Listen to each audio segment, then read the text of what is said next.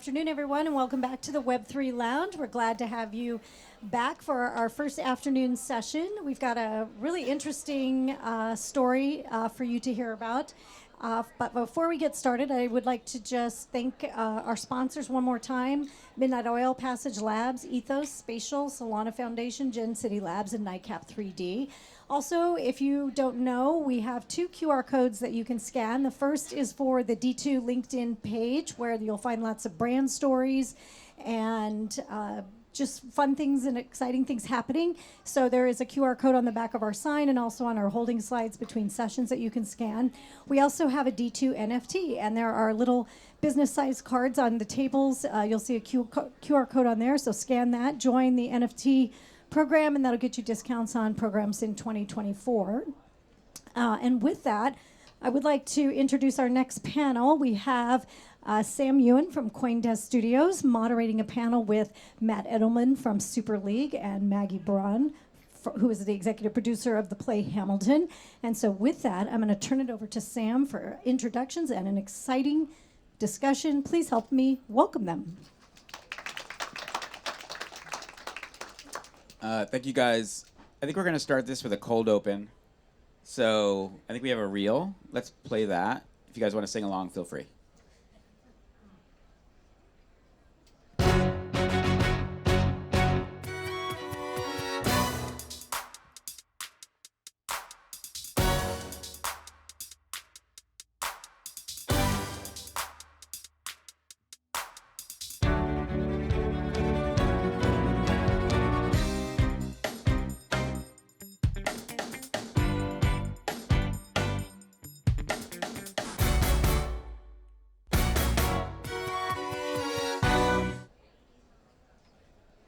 All right. So some quick intros, and then we'll get into the conversation about why we just why you guys created what we just watched. So I'm Sam Ewen. I'm from CoinDesk. We are kind of the premier blockchain Web3 media company out in the world. We also run the largest Web3 conference called Consensus in May. Everyone should come. And I'm personally very interested in why brands engage in Web3 and kind of the new technology layer. So I'm really excited to have this conversation. First, let us start. Matt Edelman, President and COO of Super League. Why don't you give us your 30 seconds? Super League is one of the companies that helps brands and IP owners enter immersive platforms across the 3D internet, whether that is gaming platforms like Roblox, Fortnite, or Minecraft, or even building 3D extensions of websites. And so we build those programs, we build promotional campaigns around them, we help figure out the strategy, and thankfully we were able to do that with Hamilton. Amazing. Maggie Brohn, COO Adventureland, and the executive producer. It's the musical, not the play, correct? You can call it either. Okay. Of the worldwide phenomenon musical, Hamilton. Yeah, thank you. Adventureland is the lead producer of Hamilton and all around the world. And so I'm the COO of that company. And then in my capacity on Hamilton, I serve as the executive producer of all the productions. We currently have 5 around the world. We just came down from having 8. And how did you guys meet? It started many years ago when I was about 5 years old, and my sister was born. So they're brother and sister, which I found out on the call that we had about this, which also makes it even more interesting, and we're going to ask about the dysfunctional family stories at some point. There's plenty. So just to set up this conversation, I'm personally extremely interested in how and why brands are coming into immersive worlds. We just had a conversation, many of you might have been here, that Walmart was on. Shout out to Simone Berry over here from the POC Labs team who built that experience. What was really interesting about that, and what we were talking about afterwards, was the idea that immersive worlds allow for kind of experience at scale. So even a musical like Hamilton, you might have a couple thousand people in the seats, but now you get the opportunity for tens of thousands, hundreds of thousands, millions of people to go through an experience. So like I would be interested in sort of one where the idea came from to bring this beloved property into a Roblox, which is where you guys are, and what that process was like in terms of you trying to get the approval to do it and the why, and then Matt, just your process of how you built that. Well, I can just start by saying when I first started working for Hamilton, my kids were into Minecraft, and I just, upon getting to Hamilton, thought, oh, shouldn't we have a Minecraft world of Hamilton? And we sort of went through that process. It didn't end up coming to fruition.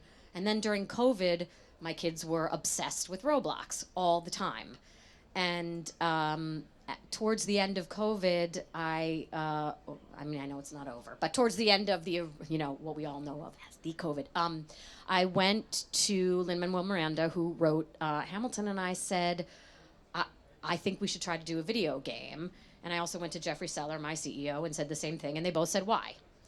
And I said, because, and this was a collaboration, it wasn't just my idea, but the why of it from all of us was, we need to have future audiences wanting to see Hamilton. And future audiences are not going to be paying attention to a bus side that we have, with the word Hamilton driving up and down Central Park West.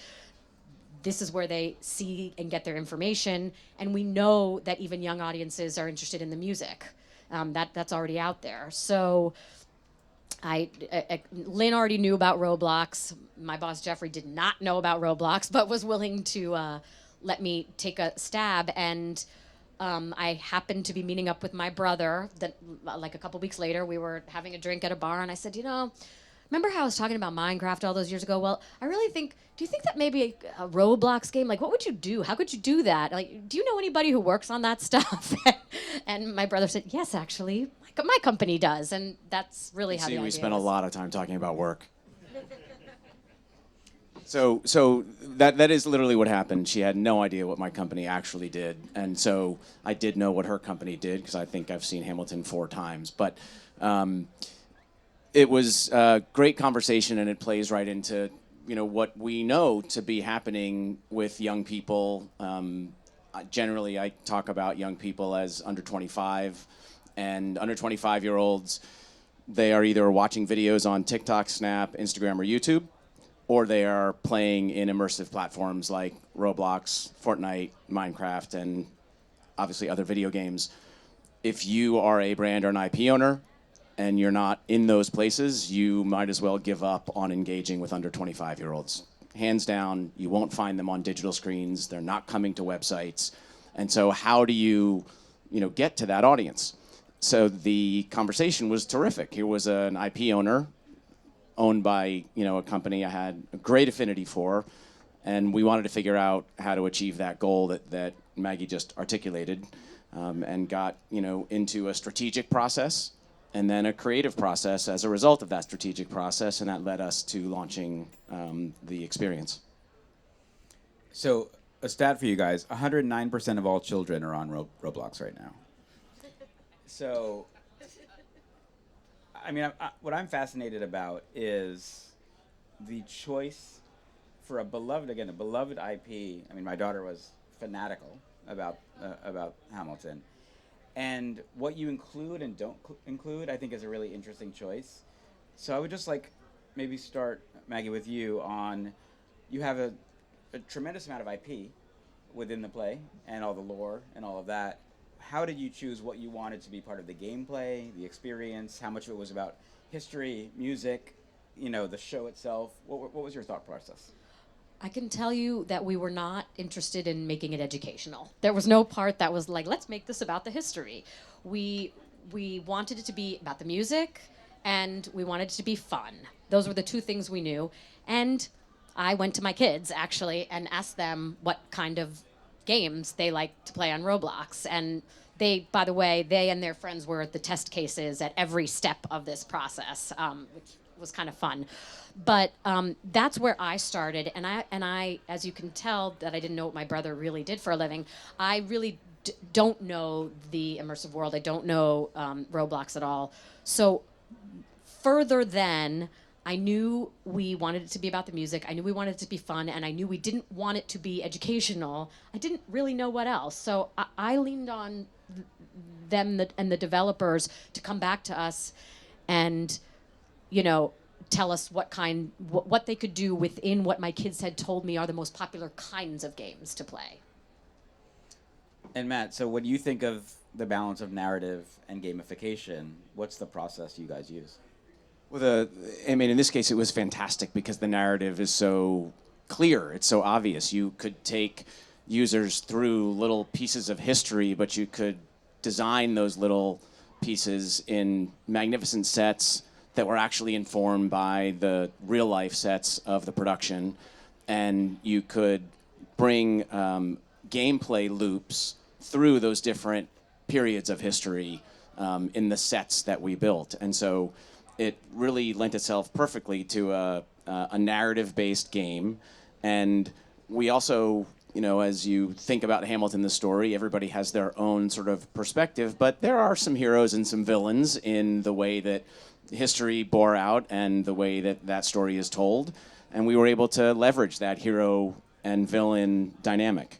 Yeah, I also was just going to say about the sets. Our set designer, David Corrins, the developers would design a few things, and I would send them to David and say, do you want to use this set? Do you want? And he would make little comments like, well, that chandelier wouldn't be like.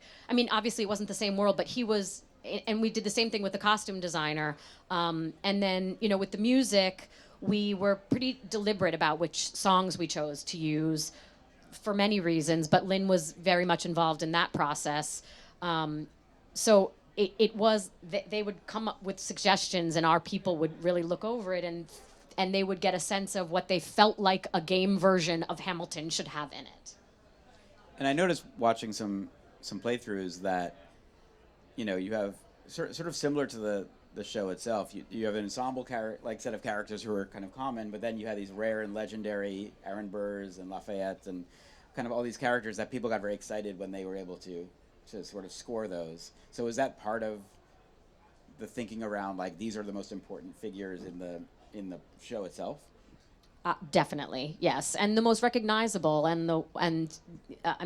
even from the point of view of the original Broadway cast, all the people who played those roles have become recognizable in some way, and when you look on sort of TikTok and you see the kids doing their versions of Hamilton on it, they're all playing one of those characters. They're playing one of the Schuyler sisters, or they're Burr, or So yes, that was definitely part of it. But the show itself, the ensemble in the show is crucial to the movement of the show and the storytelling of the show. So it somehow, while they were common, they had to be there. Well, and I think, this is the Web3 lounge, right? And people have very different definitions of Web3. One of them includes blockchain and NFTs. The most likely sort of mass consumption of NFTs in the future, if that recurs, is probably going to be connected to collectibles. And how collectibles bring benefits to you as your behavior around a particular brand sort of advances, and that is essentially a gameplay loop. Digital collectibles and really well done loyalty programs have a gamification element to them, and you can see that reflected in the Hamilton game and what we were just talking about. You're bringing together an ensemble of characters. You're collecting characters, and you're collecting characters that progress in terms of their strength, and that is available to you based on what you accomplish. And so your behavior leads to better collectibles. Better collectibles lead to better capabilities, and then you can go through this historical narrative, and your ensemble has a better chance of defeating the villains. And so it really takes into account principles that are driving the Web3 consumer experience at large, even though Roblox is not technically a Web3 platform in the most strict definition.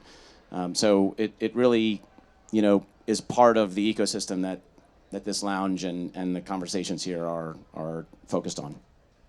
I'm a full believer that Roblox is part of the Web3 ecosystem in its approach to creators, consumers, and gameplay. But I think that you're right that it's going to take these experiences to bring the masses in, and then hopefully at some point you can then port those other places. Which leads me, Matt, to a question for you, which is, you've mentioned Minecraft, you mentioned Fortnite. you guys chose Roblox. So for anyone who's looking to bring an experience on to one of these platforms, what are the criteria that you guys looked at? So one of the objectives, usually the most important objective, is reach. Roblox has 66 million daily active users, 260 million monthly active users. Fortnite Creative, as another open gaming platform where brands can create an experience, is around 80 million monthly active users. So there's a distinct difference in size. The other considerations are, well, what can an experience include? What kind of engagement? What kind of storytelling? What can you measure if you want to be in this space in terms of the efficacy of your investment? What matters? How can you determine that you generated a return based on the commitment that you've made? And so those are the different considerations. I would say for an intellectual property that is really attempting to gain new fans, to reach younger fans, to increase awareness, it's hard to beat Roblox right now. Not only does it have the audience size, but it has on-platform mechanisms to draw attention to the experience that you create, whereas Fortnite Creative and Minecraft do not. And most other platforms, even if they have a small mechanism for drawing attention, it's pretty limited and not yet at scale, in which case most of the marketing that you would do has to be off of those platforms and getting people to go from other places to being inside the game. So those are the different things that we walk brands and IP owners through. The only other consideration is target audience. Fortnite has a bit of an older audience, and so a lot of times that drives a decision about where to focus.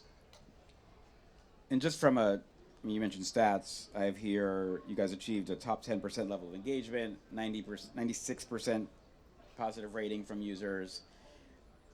What do you think led to that? Because a lot of people get dragged for not creating great experiences on those platforms, especially on the brand side. So what do you attribute the success to? I mean, it has a lot to do with what drove us to the creative decisions. So it was a really tight collaboration, and I would say it was also, the Hamilton team's willingness to allow for the right type of interpretation of that IP for this new platform. What often occurs is a brand has very rigid parameters, and what you're allowed to do on these new platforms is compromised by what they're willing to enable and consider. The Hamilton team didn't do that. They sort of said, look, we have the music, we have the narrative, we have the characters. How can we make this right for the platform? And that really drove us to be able to create something that had the right gameplay mechanic, had the right quality, and clearly it's beloved by the members of the community who have discovered it and played it. The engagement time that we saw in the first several weeks was more than 30 minutes, and the average engagement time for a branded experience on Roblox is 11 minutes. And so we were quite thrilled with that result. And so, Maggie, when you were defending the decision and you had to sort of set a set of success metrics, were those them? Was it brand awareness? Like, what would have made this work for you? I think the answer to that is I don't know yet. We very much set out to have this just be a marketing tool, right? I know some people go and try to make it a profitable business, and maybe someday we will monetize it. But it really was meant to be using marketing dollars for the generations of the future. So I guess the engagement is important to us. Hearing people talk about it, and hearing people know about it and getting press about it. All of that is the win. Whether or not I will be able to look at Jeffrey in the face and say, yes, it was worth every penny we spent dollar for dollar, I don't know yet, but I'll tell you, I'm so proud of how it came out that I already feel like it was a good decision and a good use of those dollars. You mentioned it as a marketing initiative, which I think is what a lot of brands are doing in this immersive space. we also know that a lot of the most successful game properties are ones that endure for years and new users come in. So do you see an evolution of the experience, either of you? Personally, if the user activity is there, I will absolutely keep putting dollars behind it because I think it is an ongoing experience. If we see that for whatever reason it's not breaking through, we'll, let it stay and just slowly let it filter away.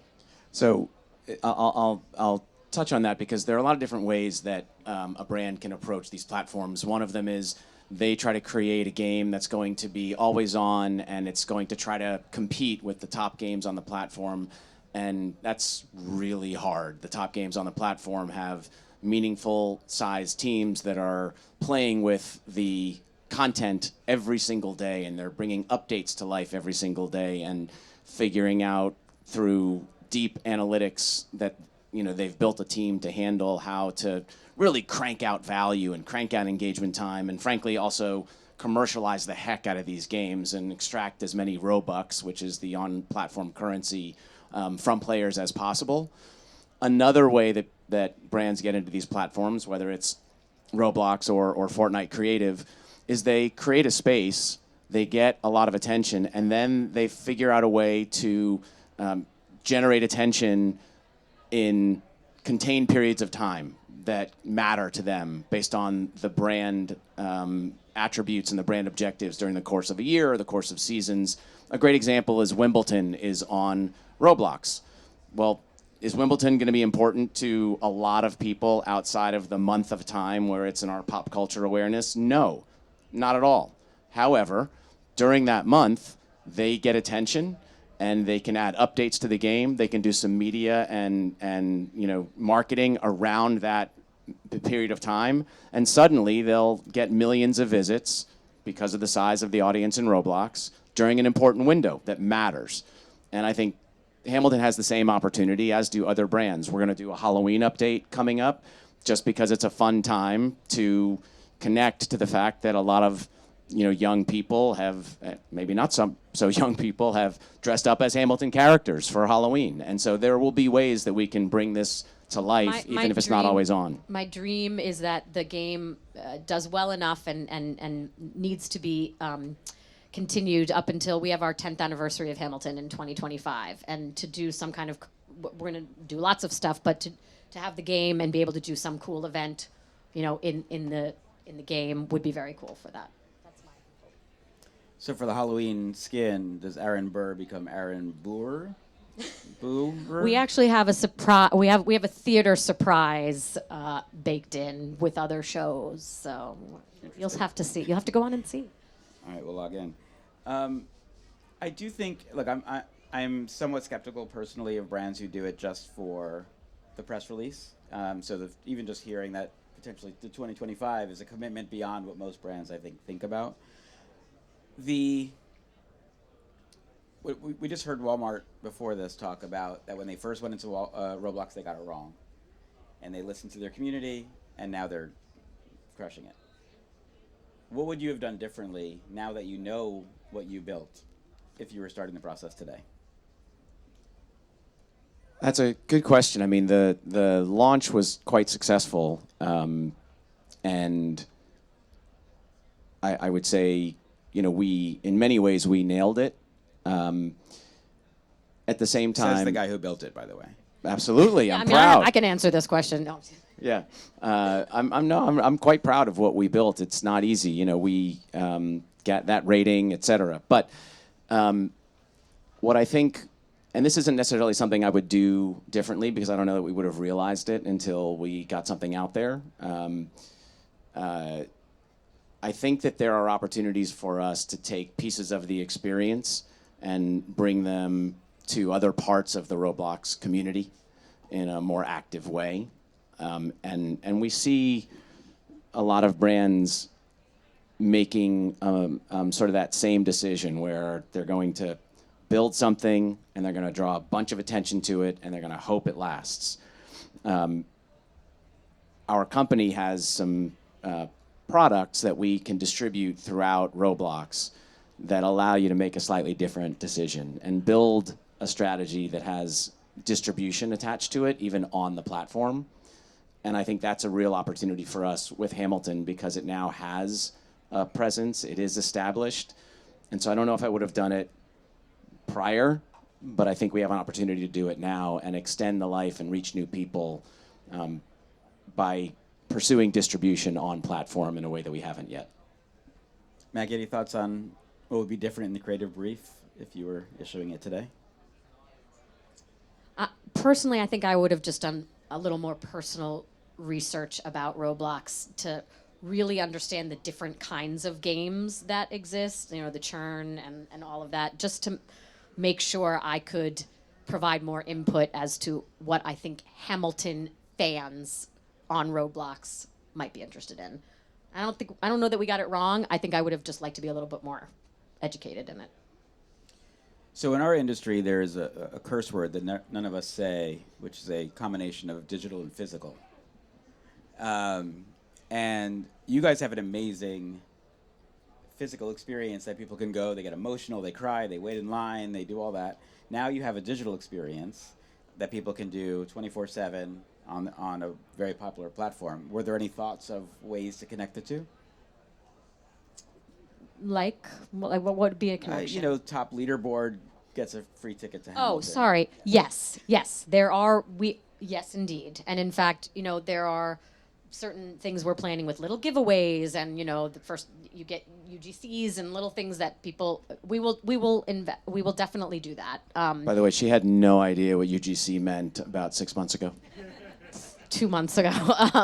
But the wonderful thing about Hamilton fans is they are very engaged in the little Easter eggs of the show. And we tried to put a couple into the game, but I think that's where the opportunity is to combine those two worlds, is to find things that everybody knows about Hamilton and get them into the real world in some way. Whether it's, an example that we won't do because there's so many of them, it's not special, but the letters that Hamilton and Eliza write back and forth, it used to be cool if you got to go to the show, you could get one of those props and leave. That's not special enough, but something like that. I think we also will, the Hamilton merchandise is a crazy beloved, like no theatrical property ever. And I think that we could create some special Roblox merch that could be given away to people who reach a certain level. I think that would be another way I would want to do it. One of the cool things, so Super League, we did a program with Chipotle 2 years ago for Halloween and gave away a code for a free burrito, and there were 130,000 codes that were consumed in 30 minutes on the platform. It was the highest day of mobile app downloads for Chipotle in their history. It was the second highest day of food order sales through their mobile app in history. And it really was the pioneering program for connecting on platform to off platform or digital to physical for Roblox. It's still a case study that their executives use in this area. And we have a lot of ideas that we'll continue to talk about with Hamilton. And I'll just, we haven't talked about this exact concept, and I don't know that it would be the right one, but you could actually have a scavenger hunt, both on Roblox across multiple games, that is connected to a scavenger hunt either around New York City or even throughout parts of the country that are historically relevant to the narrative of the show. And for people who participate in that scavenger hunt, you can get benefits both in Roblox and in the real world connected to Hamilton.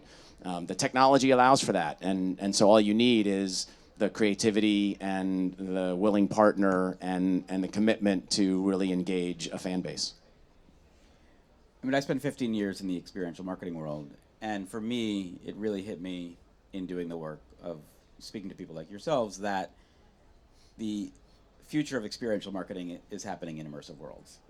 And so I think that approach is one that I think is really fascinating because, we were just this week, I don't know if anyone was at Meta, they did a demo of their new product, which is a pass-through video product, the Quest Pro, I think it's called. And it was one of the first times when you're like, oh, these things are all going to merge. The hardware's not there yet, but we are going to be walking around at some point and seeing the historical tour of Hamilton in the streets of New York.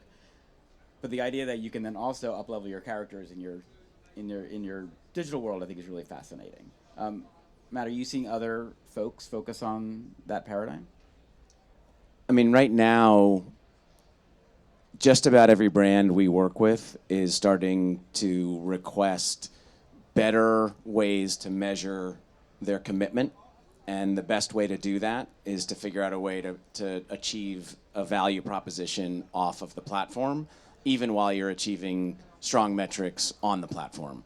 And so I think the future on platforms like Fortnite Creative and Roblox for brands, which is not necessarily the platform's primary target. And Roblox was a $2.6 billion business last year from player transactions, not because of brand dollars. And so they're going to enable brands to do more and more interesting things, but they've got to keep their player base happy first and foremost, or brands will have no interest in being there. So with that in mind, we know that there are interesting developments around shopping that are coming to the platform, both shopping from sort of an e-commerce perspective within Roblox, but also enabling transactions that connect to real-world items off-platform. And we also believe that other forms of attribution, so brands think about attribution, how do I, identify that something I did here actually led to the result over there. Roblox is increasing the capabilities over the next probably 6 to 12 months for marketers to achieve that attribution. And so I believe that off-platform, on-platform to on-platform, I said it backwards both times, the digital to physical, and really leveraging experiential in the way that you're thinking about it from 15 years ago is going to be more and more dominant. You didn't mention Roblox dating, which is also coming, but think of all the Hamilton fans that could find love. Yeah. Final question for each of you, which would be for folks in the audience who are looking to build this, 2 or 3 key takeaways of how you would approach it, and what would someone who's beginning their journey of thinking about immersive worlds differently for a brand, for a project, for their own company, how should they approach looking at this ecosystem? Maggie? First of all, I would say you have to make the most important thing is making sure the owners and the IP holders are completely on board, understand what they're getting into, and are willing, as Matt said, I think the most important thing is to leave the execution in the hands of the experts, because that's not something we usually do on Hamilton. We are very controlling about every little thing we do. And this is the first time that we have sort of taken a little bit more of a hands-off approach, only because we just had nothing to offer. So I think it was not because of her trust in her brother. No, definitely not. But so I think it is making sure that the IP holders are prepared to let go is number one. And number two, make sure that you're working with a partner that you really do trust, because, I mean, you are my de facto choice, but no, I'm just kidding. But literally, I was lucky to have somebody who I could trust that I knew wasn't going to screw it up for me. And so I think that is finding a partner. And again, I would go back to whoever is the person on the team that's going to be in charge of making sure it gets executed. Do your research. Can you imagine the phone call if they didn't win the RFP? Like Thanksgiving, what happens? I would have been on a plane. Being based in Los Angeles, I would have shown up at a very odd time. I actually made 4 people on my team meet with his team, and I think I didn't tell 2 of them that we were brother and sister because I wanted, plausible deniability.